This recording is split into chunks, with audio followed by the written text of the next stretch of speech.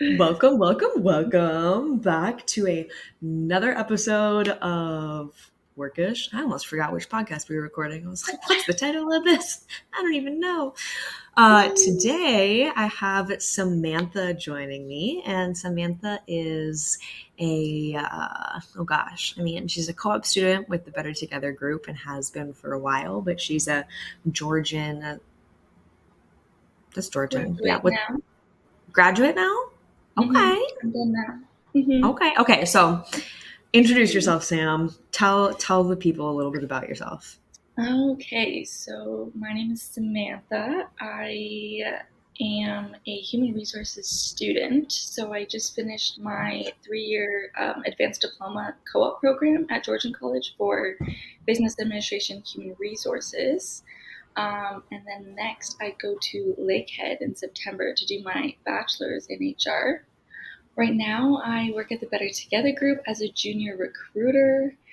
So, yeah, I've been with them over a year and a half now, since May of 2022. So, quite some time now. That's awesome. So Yeah. let's start by going back to high school. Okay. Where did you grow up? Do you have a very normal high school experience? Were you there for all 4 years? Yeah. So I went to St. Peter's in Barrie. I was there all 4 years, 9 till 12. I didn't start to enjoy it until like grade 11, probably, honestly. Okay. But yeah, like it was good. It took me a while to figure out what it was I wanted to do after high school. At first, I actually wanted to go into teaching because I've always loved kids and I used to babysit all the kids in my neighborhood. So I'm like, Okay. oh, maybe teaching. But then thinking more about it, I'm like, no, not teaching. So then I decided business, and then within business, human resources because I do enjoy helping people and standing up for people. So I'm like, that's a good route, and that's how I got to there. Okay. Did you work in high school? Did you do sports in high school? What was your thing as a student? Yeah, so I did soccer and dance actually up until grade 11.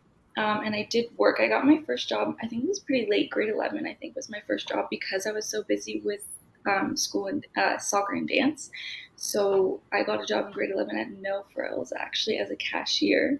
I was there for over a year. And No then, frills. Oh my gosh. What was your decision to stop dance and soccer and start working? Because that happened pretty like you stopped in yeah, grade 11 and then you started working in grade 11. yes. Well, so it was hard to do school as is with high school with Charlie, let's not be a brat, please. he's like Sorry asking for about help. that. No, it's I'm so okay. sorry about that. It was hard to Okay. do school. Yeah, it was really hard to do homework because I'd be off at school at 2. I had to take a half-hour bus ride back home, get home at 2:30. Then I had to like eat, get ready for dance because then I had class till like 9:30, 10. So if I didn't like, I just there was just no time to do homework, no time to study, and for me, school was ahead of that. So I'm like, hey, I think I gotta stop doing that How many now. nights a Focus on week were you school. doing that? Were you like Like three, regularly four doing it? nights. Yeah, like 3, 4 nights a weekend, weekends as well. So it was just hard to to do all of it at once. Charlie, come here. Isn't he so obnoxious? He's sitting in the background. I'm sorry, can you hear that? He's sitting in the background shaking, and all I can hear is, So yeah, I know I can I'm hear like, it hello? Freak.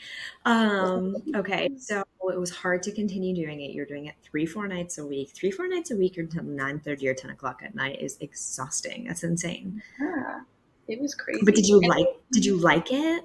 Like, did you love dancing, or was it just something that you had like fallen into because you did it as a kid? well, I did it as a kid. Yeah, I started when I was like 7 years old, and I did love it. Towards the end, I was starting not to as much, just because it was getting tiring and really stressful, and it was hard to enjoy, especially because the teachers were really strict as well. Because I was competitive, so it was strict, but I did enjoy it. I really enjoyed like the competitions and like the prep and like doing the dances. I just started to not so much like all the like conditioning and stuff that we had to do, and like the practice was just getting a lot. So, Hmm. but it was still fun. It was still fun. That's interesting. That's interesting. Yeah. So you did that like separately from school. Was the soccer that you were doing, was that a organized sport through school, or was that also competitive and separate? That was outside of school. I from very young, I only did it for a little bit. I did rep soccer. But then after that, I just did house league every summer. So it wasn't bad.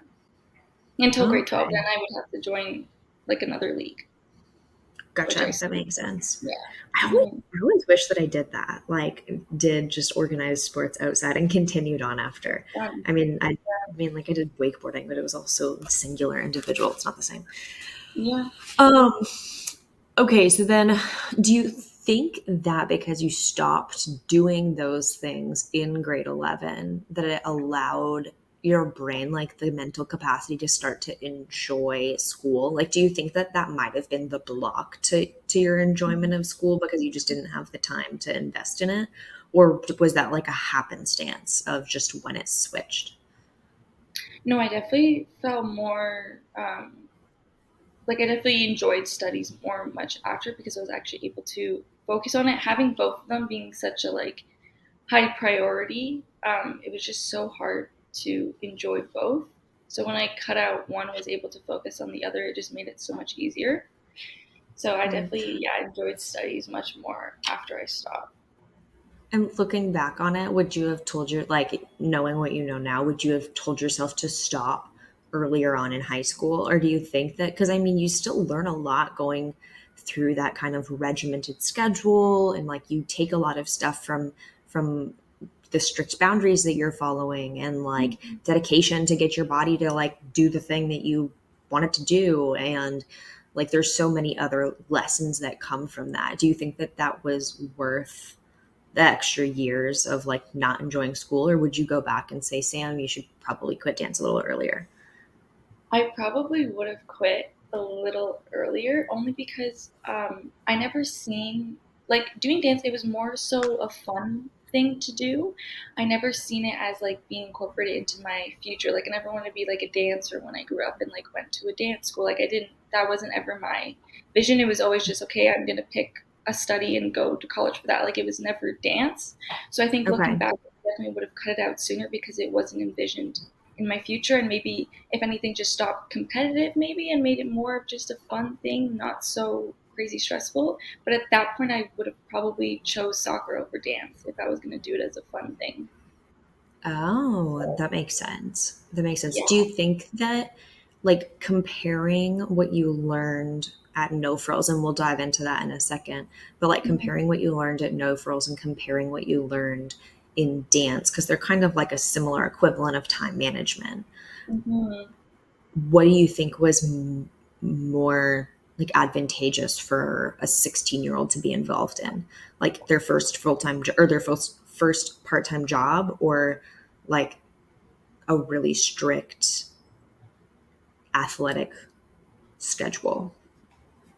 I think both are good, but I think I would choose a job, especially because I was cashier, so just interacting with like older people even every day and like you're building that communication skills. I just think those skills that you learn um, being like working is more important than what you learn in dance or extra sports. You know, like sports and Okay. stuff, like you learn teamwork and like team building and stuff like that, but you're not really like interacting and like learning communication skills and like building confidence in like speaking and stuff like that through dance. So for me, I would pick yeah work for sure. Okay. So then tell me about what you learned in your first full-time job. You worked at No Frills, you were a cashier. Mhm. Is that strictly what you did? Did you ever do anything else, other roles, or was that the one and only? I just did cashier. I would stock shelves here and there, but mainly cashier. Okay. Yeah. So what was that like on an average day by day? Most people have seen a cashier. You Hmm. scan, you check people out. Is there anything else to it, or is it really that surface? Yeah, it's really just that service. Yeah. Okay. Yeah. Okay. So what did And you learn then as a 16-year-old? What was like the What was the scariest thing? What was the most surprising thing? Tell me a little bit about that. I've always been, I'd say, shy in a way. So like interacting with so many people on a daily basis, like that was definitely, it definitely built up my confidence and my communication skills so much because you're constantly talking to people all day and you're talking to different people. So you're talking to rude people sometimes, and you got to problem solve. You got to make them feel better, make them feel more comfortable. If they're angry, you got to deal with so many different kinds of people. So definitely Hmm. just, yeah, communication skills for sure, number one. Okay. That's Yeah. really interesting because I would imagine that Mhm. in dance that you would have heightened communication skills and specifically confidence. Maybe not confidence in your communication skills, and that's where the Mm, hold is, because I think about like anybody in sport and any type of sport and the ability to build your confidence in yourself, but that doesn't necessarily translate in how you're interacting with others around you. And so that's mhm. interesting. I wouldn't have thought of that. Because you're not Um, really speaking in dance in classes. Like it's usually just the teacher, and then you run the dance or you run the drills. Like you couldn't really talk, or you get in trouble. Sure. So it's like you're gaining confidence, but it's in your body's ability to do whatever. It's in your ability to push yourself to a different Yeah. like level, but it's not in general communication. Okay, that makes so Yeah. much sense. So was that the scariest part for you going into it? Was I'm going to have to talk to people all day? Was it managing people's money? Like when you were just starting, Mhm. what was the most like, oh, I'm scared? Money for sure, because that's just such a main stressor of everybody's lives. So like anything to do with money, I'm like, oh my god, can't ever mess that up. So that was definitely scary, and also just dealing with the angry customers was scary, and like figuring out ways to handle it and deal with it, and like what to do, what to feel, like that was just overwhelming as well. Okay, tell me about that. Do you have one like crazy angry customer story that sticks out in your head? Did you ever have anything insane happen? I have one from when I was at Sobeys, which was right after Okay. No Frills, which Okay. was I was there for over a year as well, and it was during COVID. And some lady was really angry because one of our workers didn't want to go out on the floor to show her where the broccoli was or something. And so she just like pointed and explained because she didn't want a 6 feet thing, right? So she just pointed, okay, it's on that wall, blah, blah, blah. She got angry because she wasn't wearing the mask. So she was like, oh, you don't want to come near me, blah, blah, blah. And then she looked at all of us and told us all to drop dead. She was like, you can all drop dead. And then started recording. And so we were like, oh my God, we went and stood in the fridge because we didn't want to be recorded. And just like off the rails, like screaming, like I don't even know what she was saying, but just like so angry, Because so mad. you wouldn't show her Go where the out. broccoli was? Yeah. How interesting. And like, first of all, the People are wall so is green. The whole wall, like that's where it's gonna be. And like we're pointing, like it was literally right diagonal of where we were. Like it's right there. But I think she just wanted to make a scene and get upset and just overthink that it was because she wasn't wearing a mask, which obviously was part of it because no one wanted it was a whole thing. You had to keep your 6 feet, you had to wear a mask, but obviously there was those who didn't, which was fine, but we it's didn't a want to. decision. Yeah. Yeah, get So closer. So wild. I mean, people can be absolutely crazy. Like, and people crazy are just crazy people. Like, they're not. It doesn't at matter no what you frills, do. at no frills, I had someone tell me if I could stop being so rough with their bananas as I was scanning them. Yeah, I was like, oh, I'm Yeah, sorry. I'm not trying to Sorry, bruise your bananas. bananas, lady. Like, please just take them. They're 52 cents each. Yeah, I was like, I'm joking. No, okay. That's really interesting. Okay, so you were at No Frills and then you went to Sobeys. So how long were you at the first grocery store? No frills, I was there. I don't know exact years, Like, and like a year and a half, you it's said? over a year. Yeah, at least a year and a half, I want to say. Okay. And there's So just why too did you much. make the decision it was too much to deal with? Yeah, cashier was just starting to get too much, and it was just starting to get boring, really repetitive, standing for long periods of time. I was just like, okay, I'm done with this. Gotta move on now. I actually tried to stay there and just switch departments, but there was no room in other departments. So I'm like, okay, I just couldn't do cashier anymore. It was just too hard. Okay. So then you stayed with what you knew. You went to another grocery store In the and you produce started doing department. what? Okay, Produce. doing what? So I was in the salad bar, which was what it was called. So I was all the foods that are made up against the wall, like all the salads, all the yogurt parfaits, all the fruit trays, the veggie trays. I made all of those. Oh, that's kind of fun. It was. It was really fun.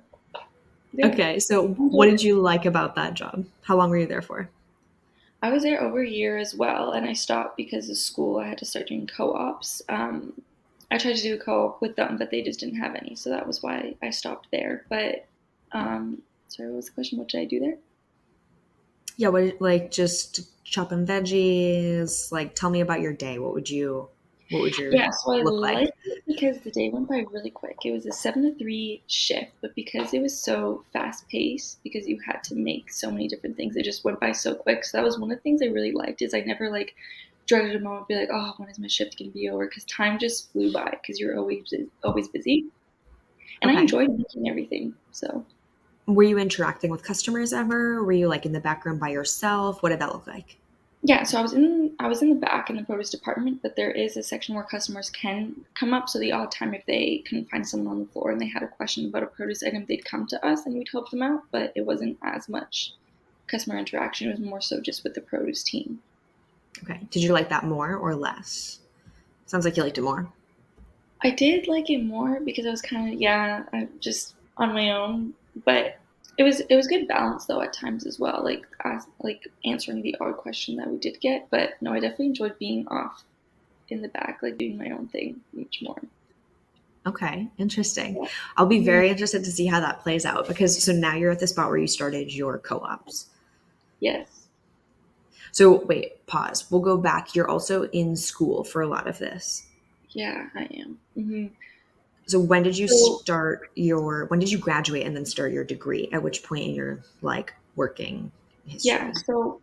so No Frills was grade 11 till about grade 12. Sobeys was end of grade 12 up into college. So I graduated 2020, and I started the next following September of 2020 at Georgian, and I was still at Sobeys through that time. Oh, so you graduated high school as a COVID student.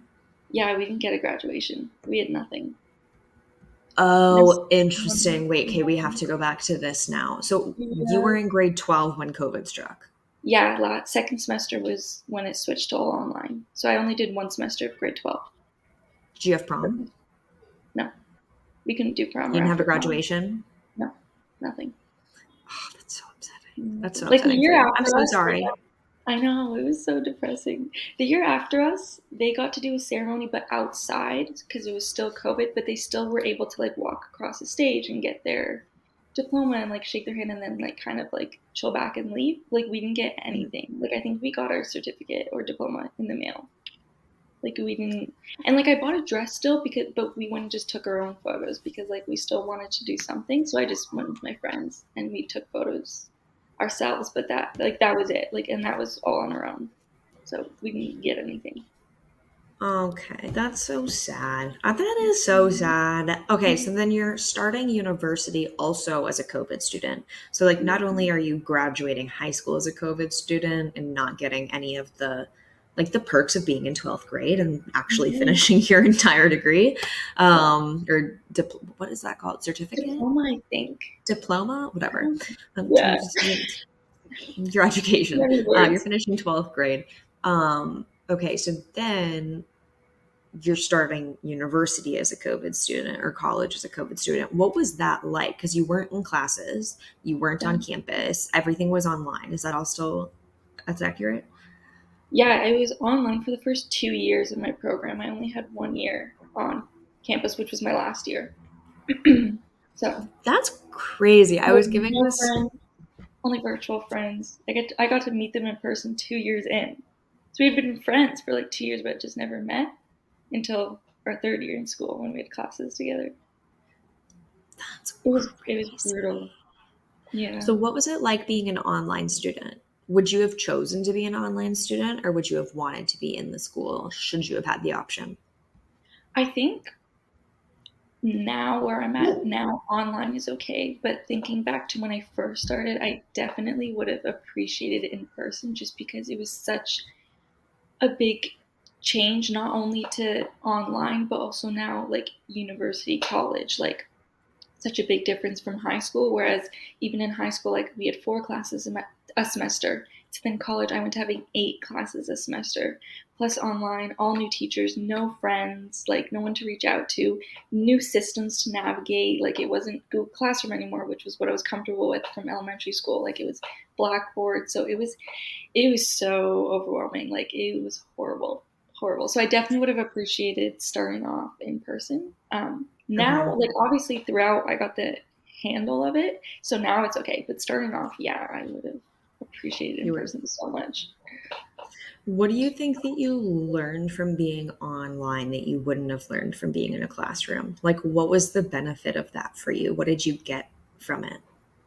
I probably learned a lot of independence, to be honest, because I didn't know anyone. It was hard to ask questions. It was hard to reach out and email, not only because like I was shy, but just because it was just so hard to get answers through email as well. So I think I just learned a lot of independence during that for sure.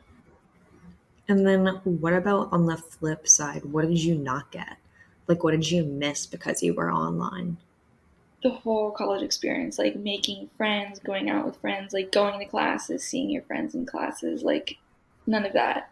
It was like literally just Just me in school. Like it was none of the extra stuff. yeah, So so you don't even really know what you didn't learn I because you don't even wouldn't know, have. honestly. Fair Yeah, like, enough.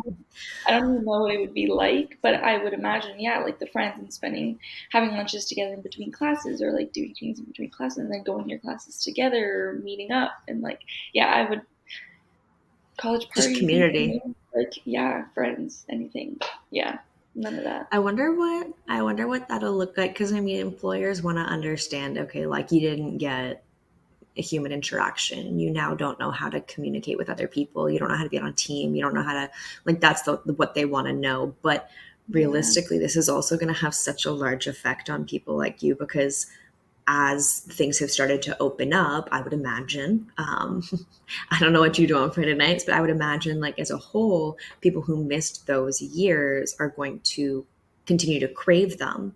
And so, even though they're now fully employed and supposed to be in this different, like, realm of let's call it responsibility, they'll Hmm. still be craving what they missed through those years. So I Yeah. would bet that it's going to leave a much longer period of time and create an older like party generation compared to Hmm. just like the early 20s Yeah. who typically love to go out. I wonder what that'll do to like employers and how that'll change I things. could That's see really that. interesting. Yeah. Yeah, I could see Hmm. that because I definitely crave things like that already. Like, I just feel like I never got like to have any fun because I feel like that was my time to have fun. Whereas now Mm-hmm. it's like, okay, it's done. Like you, so it's Yeah. like sucks. Looking back, it's like, oh, I didn't get to do all of that. But So yeah, is that part of the reason why you're deciding to go back to school now? Because you're going back for your bachelor, right? bachelor's. I'm mainly going back just because I don't want to be older and look back and say, oh, I should have done more school so I could have reached that higher level in my organization. So um, I know with a lot of HR places, they do like for bachelor's degrees. So I want to have that level up of education always to reach the highest potential I can in what I'm doing, just to have Okay, no regrets. nice. Yeah. Mhm. Nice. So that's mainly just like a financial status Yeah. position Yeah. decision, really? Like just the hope of someday getting to there so that you want to set yourself up. I like that, setting yourself up for success. That's Yes. that's Hmm. always one of our favorite things. We talk about that a lot. Yeah. Okay. So now we'll go back to the co-op because we did a bunch of Mhm. jumping around there. Sorry, the COVID thing It's, just is always super interesting to me. And I know. people, I just gave the presentation that I give on Gen Z's here in Florida a couple days ago. Hmm. And in Florida, they were closed for like 2 months. Schools were shut down for a very short period of time. And so Wow. I was trying to explain to them the concept of how Oh, it could really affect an entire generation. And they were like, yeah, but it was 2 months. And I'm like, Here in the craziness of Florida, it was 2 months, but like other places in the world were shut down for multiple years. So, Yeah. That's crazy. I uh, didn't know that. oh yeah, major, major difference. Okay, so you're going to get your degree. Why did you choose a co op program instead of a degree program with no co op? Was there a difference? Could you choose one or the other? You could choose one or the other. I chose it because I was thinking for like in the future, a lot of places they look for experience, not only just schooling. And so I wanted to be able to gain that experience as well and put my learnings into practice as well to just help set me up for when I am done school. It's like, okay, I already know what I'm doing. Like I don't need to now get into the field and gain experience. Like I've already got it throughout my school. So that Yeah. was a main thing is I just wanted to be able to put my learnings into hands on before getting out there and just being like, okay, go. Like I just want to give myself a level up kind of. Nice. I like that. Yeah. So then when you started doing your co op, were we your first co op? My first one, so my first one I actually wasn't able to do because of COVID. So it was supposed to be 3 co-ops, but I didn't do my first one because COVID. So I had to just do a project instead. My second one though that I did was at Canadian Tire. Okay. Hmm. What did you do there? So there I was in the office. Most of the time I would help out on the floor if needed, but basically in the office because it was COVID, we had to do a lot of COVID screenings every day. So I had to ensure all the employees that came in filled out their sheets, did their employee screenings. I would handle the timesheets and the shift times and post them up on the bulletin board. Um, I would organize the files, any paperwork that needed to be organized. Yeah, a lot of organizing there as well. Okay. Did you like that co op or not as much? I did like it. A lot of it was COVID. Sorry. You're A lot of good. it was COVID, so it was hard to do other stuff because COVID was just overwhelming all of it. Like a lot of it was like COVID screenings and like getting like people had to fill out these same sheets every day. So like Mm, ensuring everyone filled that out and organizing them all, like that took up a lot of the time. just so much We were admin. around, yeah, a lot of admin. Hmm. But Okay. it was still enjoyable. Okay. So then you left there. You were only there for one co op? Yeah, one Like co-op. one term? Yeah, I think it was Okay. like March to April, maybe. Okay. And then what happened after that? Then I came with Better Together Group. How did you get connected to us? How'd you decide that we were the next co-op for you?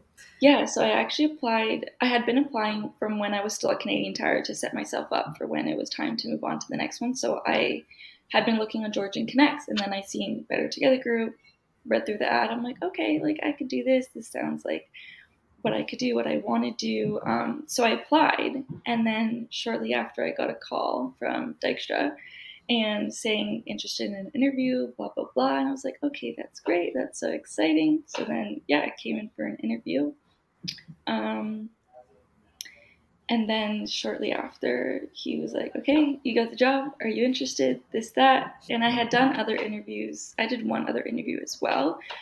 So from compared to this one to that one, I was more interested in this company, especially after meeting Dexter and Victor and just talking about how it's family orientated and stuff like that. So I was like, okay, go with this company.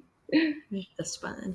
So you Yeah. came on, and your original job with us was to do what? Onboarding, onboarding specialist. Which means what? Yeah, so basically I go through our system called Rigbox and just call through all applicants under any status, available, unavailable, and just call everyone if anyone's looking for work. Um, and then move forward with there. If they were, I'd work on completing their application with them to then send off to the recruiters. If not, just make a note, move on to the next person. So it was mainly calls and emails all day, seeing if people were interested or not. He's so funny. He's a brat. Okay, that's interesting. So, do you feel like your work as a cashier made that easier? A little bit, yes, when it came to speaking with other people, for sure, because I had been so used to doing that. Okay. but still shy because it was a different setting, like different reason for speaking. So Yeah. yeah. If you hadn't been a cashier and you had only had the job in the backstock room, um, and then experienced COVID the way that you did, how would you have felt trying to do that as an onboarder? Like if you had really not had that first job, do you think that you would have been able to, or do you think that you would have been like, actually, what's that other co-op option?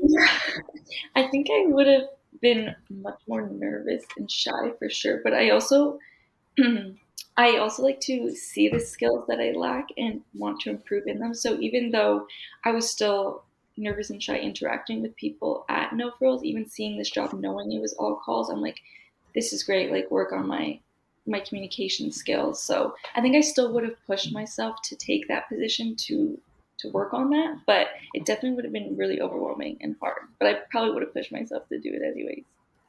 Okay.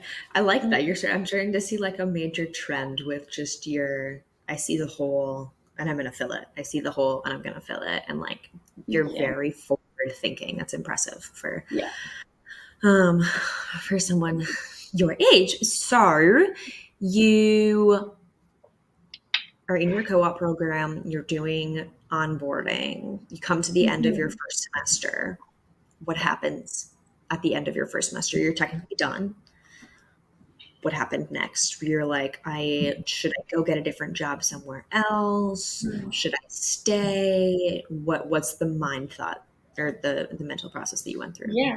So towards the end, Dexter said that he'd like to keep me on if I was interested, and I hadn't been searching for anything else for my next step in hopes that I would maybe get to stay on because it was something that I enjoyed, and I did see that there was a lot of room for me to grow and gain experience with you guys, especially going into schooling of what I was going for. It was in the same area, so I knew I could build a lot of skills and knowledge through you guys for my schooling, for my future. So I definitely wanted to stay. So when he gave me that offer, I was like, okay, that's great. I could stay part time. It worked with my school schedule. So I was excited about that. Nice. Okay, Yeah. I want to talk a little bit about the rest of the stuff that you've been doing with Better Together Mhm. Group.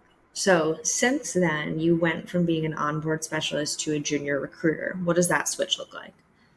Yeah, so it was similar in the sense of making a lot of calls, interacting with candidates, so that part was okay, but then different because instead of me sending the information to the recruiters, I now was the recruiter. So I was collecting that information myself, but keeping it with myself, and then having the first point of contact with the clients. Whereas my first point of contact as an onboarder was with the recruiter. So now I actually get to interact with the clients and I get to present the people that I've worked on to the client. So it's definitely more rewarding. I definitely enjoyed it a lot better. And how do you feel about that? Do you like that? Because that's like another level of now, like, like Yeah. for a better lack of terms. I don't know what Yeah. else you want to call it. It can just be scary Yeah. sometimes when you're going from the candidates. Like candidates can be more forgiving, more loving, more like realistically they want something from you. And clients, you're like, hey, go take my person so I can take your money. Like it's like a much more interesting and awkward exchange. And so, how did Yeah. you feel making that transition? Yeah, it was definitely hard because, like, with speaking with candidates, you kind of feel like on the same level playing field, like, okay, just helping one another out, like, nothing too serious. But whereas with candidates, it's like you feel like you're the little person again, like, speaking to like the big person. So you're like, you got to make sure it's just so it's overwhelming. You got to like making sure your emails are correct, like, no spelling errors, like, you're presenting the people correctly and you're attaching all the right things so then they don't come back at you and be like, well, what is all of this? So it was Mm-hmm. definitely overwhelming. And yeah, talking to someone who I just feel like they're higher was a challenge. So yeah. That's hard. Do you still feel that way? Like, do you still feel like they're higher? Or now that you're like a little bit into it, do you start to feel like you can create that more like human to human, just like adult to adult conversation? It's Or do you still definitely feel the, yeah, I still feel that a little bit, but definitely not as much as I did before. Like now I'm more confident sending emails and speaking with them. But still a little bit of feeling the higher up, but I'm definitely starting to feel more comfortable, especially as I interact with these same clients daily, like building a relationship with them. So it's definitely getting there. It's hard. It's really hard. I still feel that way all the time when I'm talking to people. I'm Mhm. like, hi, Tim, like, you're really scary. But then other times I have a conversation. I'm like, oh, no, I am large and in charge. And like, it's like funny because Yes, sometimes it just hits me so crazy. And it's really challenging. And sometimes it's super easy. But the more you work the muscle, the more easy it is. So, oh, cool. okay, so you're a junior recruiter, talking to clients. Let's talk a little bit about your marketing piece. Very Mhm. different from the side. You've been doing that from the beginning. You were actually the first, no, that's a lie. You were my second marketing intern. Yeah. Um, and you have, my gosh, just taken it out of my hands and run down the field with it and scored. And I'm like, great, you just go down there, like, woo, I'm so excited for you. I like don't even want to see the ball. Please just take it. So so we started doing marketing together, like very hands-on. You didn't really know anything about marketing. We would sit next to one another. You would make something, I'd be like, yes, it looks good. Um, and then we got to a point where it was you were creating stuff that I had given you direction on, and then you were sending it back to me, and I was going, yes, it looks awesome, go send it out. And then, or actually, and then I was sending it out. And then it got to a point where you Mhm. started sending it out, and I right after approval. Then it got to a spot where you were creating all of your own content, and I was approving it, and you were sending it out. And now we're at a spot where you just create it and send it. Yes. Oh yeah. That's a that's a crazy process. Like to Um, get through all of those stages, to start from like from me being like, this is my baby and I'm in love with it and like it's the best, to then being like, here. maybe you can have it, but maybe not. And then, but now I'm like, bye. Like, have such a good day. So, what does that feel like from your perspective as you were an intern when we started doing this? Yeah. So, as an intern, not only being handed the ball, but like just running with it, what did it feel like? Was that like invigorating and exciting for you? Like, holy crap, I can't believe they're letting me do it. Was it terrifying? Like, I can't believe there's this many people who are following this and like they're seeing the stuff Mhm. that I'm putting out. What was the mental game through all of that for you? It was definitely mainly excitement, like from even the start, like when you first mentioned doing marketing to me, I was so excited because I just love doing that kind of stuff. Like love creating different things and putting things together. So I was excited from the start, and then getting taken doing it all on my own was nerve wracking a little bit for sure because it was like okay now it's like just me, just on me. Like you gotta make sure everything's up to par. Like it's just you now, but also still very, very, very exciting. Like mainly excitement for sure, because it's just so fun.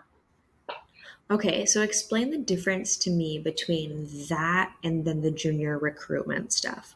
Because really, the level of responsibility is very similar, but Mhm. the mental outcome was fairly different. With marketing, you were like, let's do it. Like, I got this. And then with junior recruiting, it was a little more scary and like still does appear to be a little bit scary. So, Mhm. what's the difference there? Because technically, the audience is the same. Yes, I think with marketing, because it comes so natural to me, and it's just been something that I've always loved. I had more confidence there, whereas whereas with recruiting, I felt like there was still so much to learn.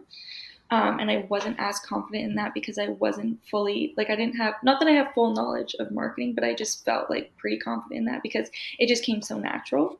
Whereas with Mhm. recruiting, it didn't. I still had a lot to learn, so it was still scary territory. Hmm. Yeah. That's interesting. And do you think that that was like specifically the medium? Like with marketing, it's something that you're creating and sending, and like you're not necessarily talking to anybody, but it's just the message just being delivered differently. Is that Yes. why it's like the medium that you're using? Yes, for sure. Oh yeah, That probably. makes sense. That Yeah. makes sense. That's a Gen Z thing. I mean, Yeah. that that's so interesting to so many people I think in older generations, because they'll be like, well, but you're putting it out there for so many more people to see compared to just calling one person. And they're like, I don't understand how that's less scary. It's like, well, because I was raised doing this. Like, I know how to do this. This is ingrained in me. But like to just call up a stranger and ask them to talk to me is not as ingrained in Gen Zs. Mm-hmm. So that's really interesting. I'm really glad that you shared that. Yeah. Okay, so you did marketing, Mm-hmm. you did junior recruitment. You've got Mm-hmm. one more box that you checked off. What was that? Payroll, which Payroll. is So really tell me a useful. little bit about that.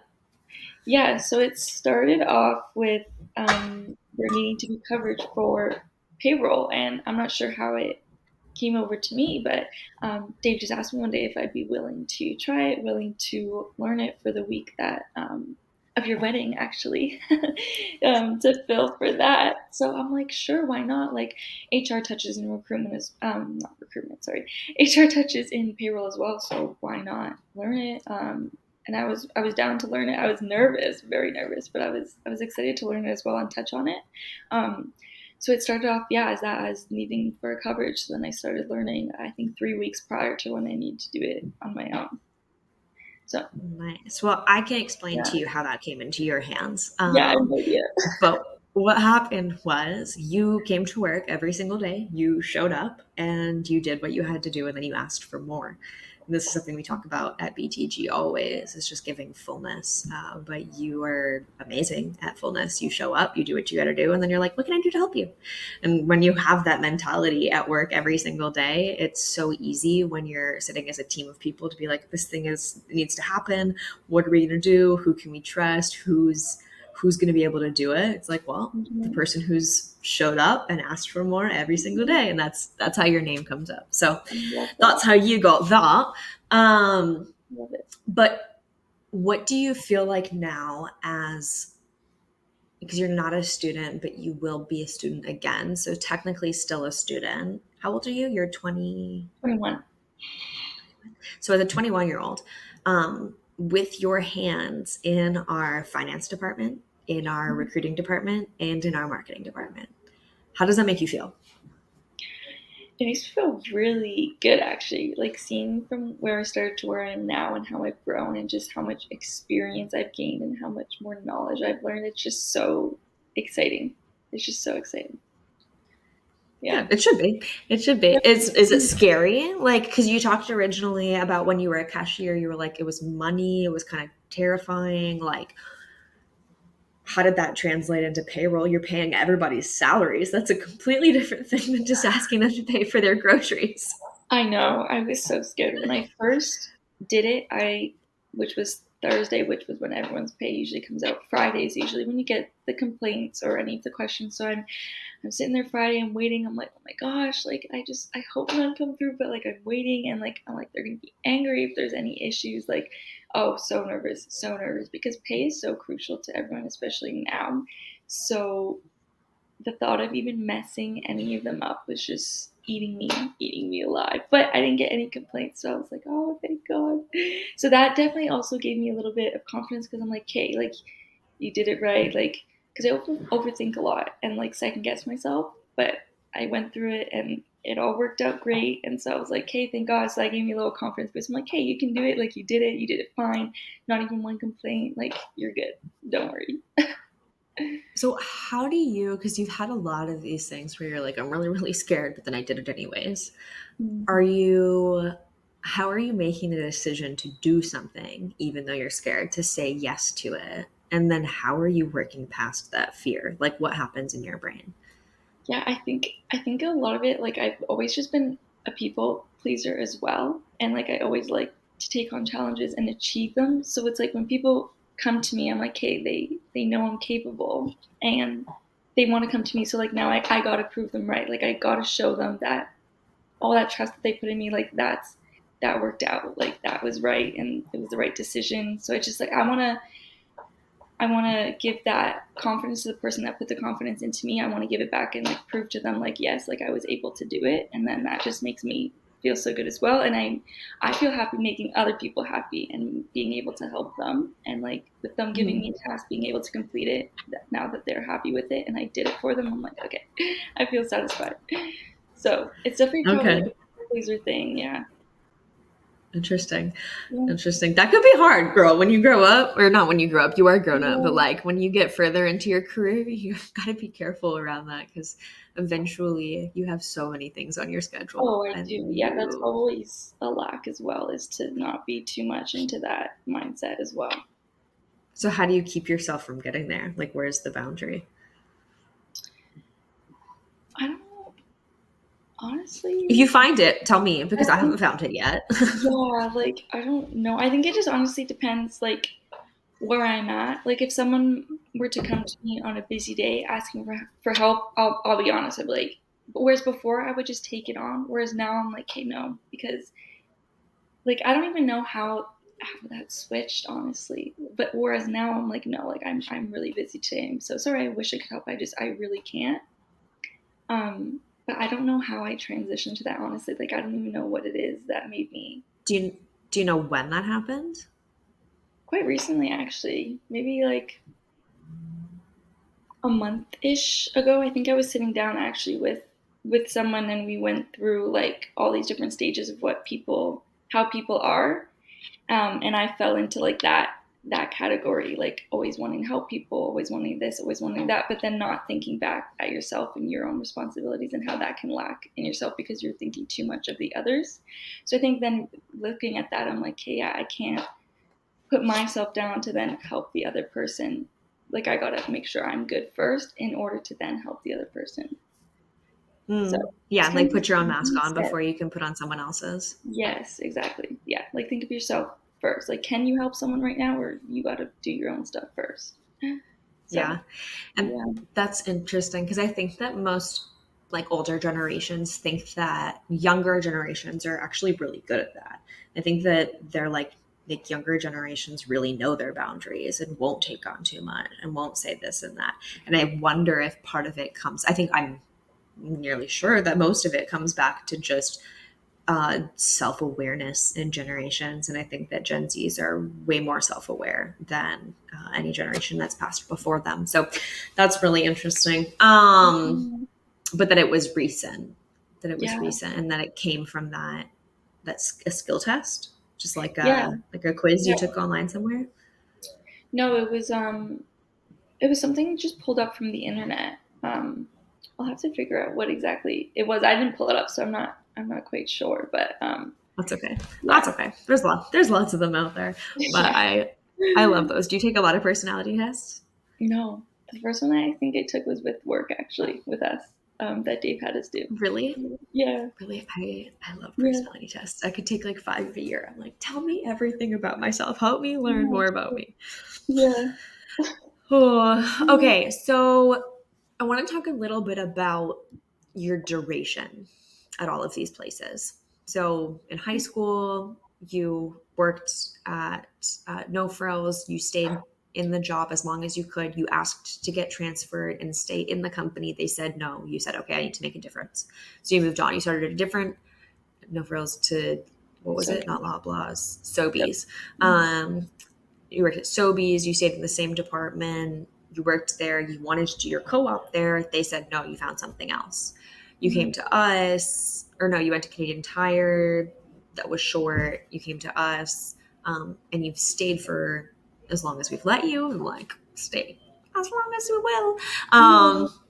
Yeah. But what is the difference there? Because I think that so many people think that Generation Z is like always thinking about the grass on the other side and greener and trying to switch. But you have proved that you not only want to stay somewhere for a long time, because for a year as a 21-year-old is a long time, Mhm. but not only that you want to stay for a while, but that you're trying to continue on. Like you've asked for more in every place that you've been, and where you've been rejected, you've moved on for yourself. So Do you see that in a lot of your coworkers, not necessarily your coworkers because we work in the same company, but your peers, like people that you go to school with? Do you see that in them as well? Or do you think that you're fairly unique in that? I think the people like, my friends, I think they're the same way as me. The people I surround myself with, but there is others that I went to high school with that I know of that are not like that at all. Like Okay. I do consider myself unique in that sense as well as with my friends as well because I like to. I guess I surround myself with people that are like me or higher than me. Um, and so, yeah, but I have seen it in other people. But for me and like my close knit friends, yeah, we're all the same in that sense. Okay. Well, I mean, everybody knows somebody who's like that, so that's fine. Mm-hmm. But for you, like in your relative peers, the people you choose to surround yourself with, Mm-hmm. um, why do you think that is? Like, what's in you that wants to stay somewhere compared to I'm just going to get something from here and here and Mm-hmm. here and here? Like, I think why? there's a part of me that also doesn't like change, and I don't want to start in a new environment. But then also, I feel like I've always just been told as well it's not good to switch jobs. Like you want to show that you're reliable. You want to show that you can stay somewhere for a long period of time, so they don't have to be nervous that you're going to leave so soon. But then not only that, like going into a company, I know that there's so many different ways for me to grow within. So I'm like, until I've like touched on all of that or have been able to grow, like why not stay? Like if I'm still learning, if I'm still gaining great experience, like I may as well stay. There's no need to leave. So I like that. So for you, it's if there's room to grow and you're continuing to learn, you're happy to stay. yes. Hmm. I think that's so reasonable. Yeah. Yeah. If there's a spot for you to continue to reach to get to, Yeah. um, and you're continuing to better yourself every single day when you show up, Yeah. why why leave? I like that. Yeah. I like Hmm. that a lot. Um, Now, talk to me a little bit about where this I'm going to be kind to my future self comes from. Because you've done that a lot as well. You've done, I want to keep learning, I want to keep growing, I want to Hmm. keep pushing, I want to get my education so I can get more, I want to do co-ops and stay in long places so that like you have a very forward thinking mindset. And Hmm. I think that most people think that Gen Zs don't think that way. So same question. Do your peers relate to that, or are they very in the moment, and why are you like that? Like, where did that come from? I love it, by the way. This comes with like Yeah. so much love for it. That sounded so judgmental. Why are you like No. that? um, not Why the are goal, you not here? the, why are you the way you are? No. I think a lot of it is from like just the way I've grown up, and I've always been in such like a supportive household, always saying like how important education and stuff is as well. And just I don't know, like I just when I think of the future, like I want to be happy. I want to live comfortably.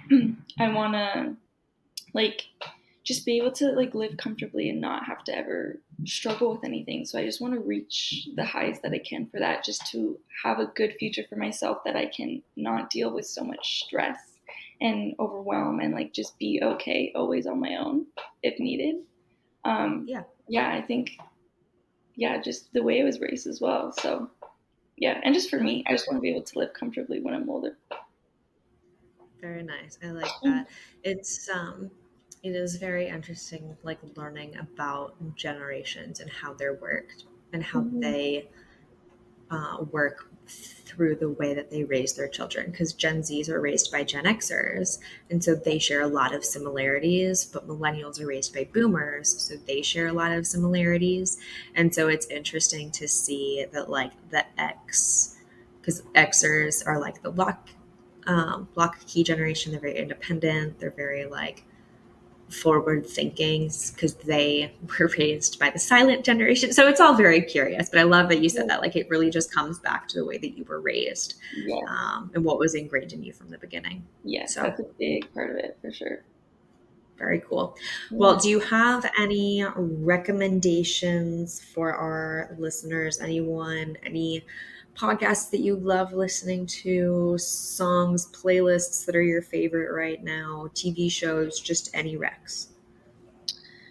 When they're done listening to this, they Um, should. workish. I love you. That's the best. um, I'm not, to be all honest, I've always tried to be a podcast listener or even a book reader, but I've just never been one. So I'm definitely a big sucker for music and TV shows. Okay. Um, TV shows I've loved like Outer Banks, The Summer I've Turned Pretty, The Fosters, those kind of shows. Music I like a lot. I like different varieties of music, honestly. Country, pop, R&B. Yeah, a lot of different music genres. Yeah, it depends what mood I'm in. But The different Fosters. shows That's have what I'm gonna have made to do. ah, I good want to trouble. be Callie. Do I look like Callie? You could totally be Callie. Oh, for sure. That's my goal. That's my goal. Oh, for sure. She's such a badass. It's And so now cool. there's good trouble. So that I spawns know. from it. That I've I need to been get caught up on that. yeah, there's new episodes coming out, so I can't wait. Oh my gosh, you could be Mariana Oh my god. next year for Halloween. Oh my gosh. Yes. That's so funny. Okay. Well, on that note, we will call this a wrap. Thank you so much for joining me today. It was so Thanks fun for to have having you me. on. Mhm. Absolutely. Until next time. See ya.